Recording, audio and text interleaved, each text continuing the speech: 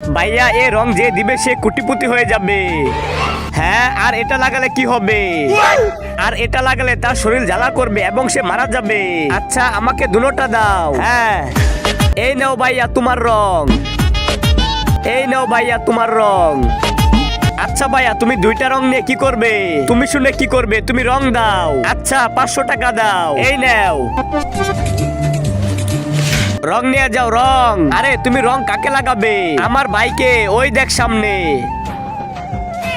চল তাকে এই রং লাগাই আর কোটিপতি বানিয়ে দেই। হ্যাপি হোলি ভাই, হ্যাপি হোলি। ভাইয়া তোমাদের মধ্যে কিষান কে? আমি। আপনি তো লটারি পেয়ে গেছেন 1 কোটি। এই নেন টাকা। হ্যাঁ, আমার টাকা দাও, এই নাও। ছোট আমি ধনী হয়ে গেছি। হ্যাঁ ভাইয়া এই রং কাজ করেছে। হ্যাঁ ভাই তোমার ভাই ধনী হয়ে গেছে। এখন এই রং কই লাগাবে?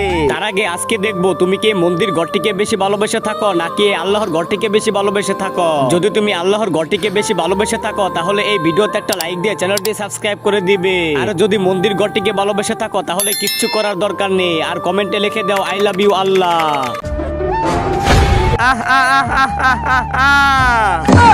আরে ভাই তুমি তোমার ভাইয়ের সাথে এটা কি করলে?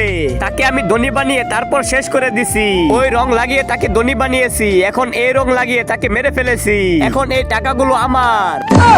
আব্বে সালা তুই তো অনেক খারাপ, টাকার জন্য তোর ভাইকে মেরে ফেললি।